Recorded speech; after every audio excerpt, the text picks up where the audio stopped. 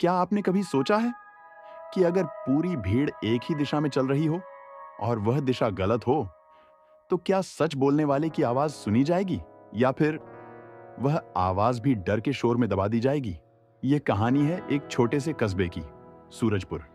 सूरजपुर के लोग मेहनती थे।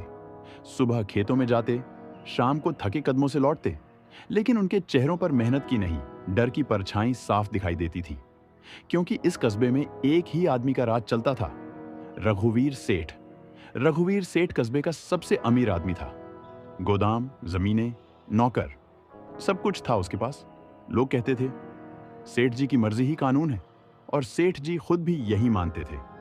सूरजपुर के बीचों बीच एक बहुत पुराना कुआं था। पीढ़ियों से वही कुआं पूरे कस्बे की प्यास बुझाता आ रहा था। बच्चे उसी कुएं के पास खेलते, औरतें वहीं से पानी भरती और बुजुर्ग वहीं बैठकर पुरानी बातें किया करते। लेकिन एक दिन सब कुछ बदल गया।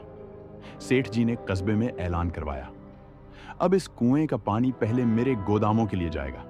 अगर उसके बाद पानी बचा तो बाकी लोग ले सकते हैं। ऐलान सुनते ही लोगों के चेहरों का रंग उड़ गया, लेकिन कोई बोला नहीं। भीड़ में एक बच्चा खड़ा था, मोहन।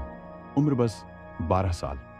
फटे हुए कपड़े, धूप में झुलसा चेहरा, लेकिन आंखों में डर से ज्यादा सवाल थे। मोहन ने धीरे धीरे हाथ उठाया और कांपती आवाज में कहा, सेठ जी, पानी तो सबका होता है ना? एक पल के लिए पूरा कस्बा सन्न रह गया। फिर सेठ जी जोर से हंसे। अभी बच्चा है, उन्होंने कहा, दुनिया नहीं जानता।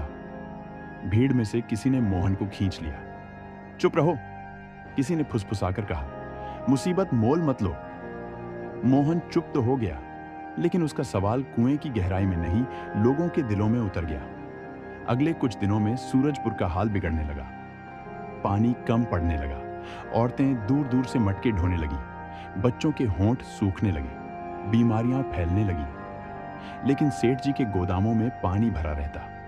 एक शाम मोहन की मां काम करते करते जमीन पर गिर पड़ी। डॉक्टर ने सिर हिलाते हुए कहा, अगर साफ पानी नहीं मिला तो बचना मुश्किल है। मोहन की आंखों के सामने अंधेरा छा गया। वह भागता हुआ कुएं के पास पहुंचा।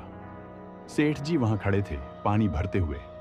मोहन उनके सामने खड़ा हो गया, कांपती आवाज में बोला, अगर मेरी मां को कुछ हो गया तो क्या आप चैन से सो पाएंगे सेठ जी? ये पहली बार था जब रघुवीर सेठ कुछ नहीं बोले। उनकी आंखें कुएं के पानी में नहीं, अपने भीतर झांक रही थीं। धीरे धीरे लोग इकट्ठा होने लगे। मोहन ने हिम्मत जुटाकर कहा, आप अमीर हो सकते हैं, आपके पास ताकत हो सकती है, लेकिन पानी पर हक सिर्फ इंसान होने से मिलता है। उस रात सेठ जी सो नहीं पाए। उन्हें पहली बार अपनी दौलत से ज्यादा मोहन की आवाज भारी लग रही थी। सुबह होते ही सेठ जी ने फिर से ऐलान करवाया, कुआं सबका है, आज से कोई भेद नहीं होगा। लोगों की आंखों में आंसू थे। मोहन की मां बच गई, और उस दिन कस्बे की दीवार पर लिखा गया, डर की भीड़ में सच बोलने वाला अकेला ही सही होता है।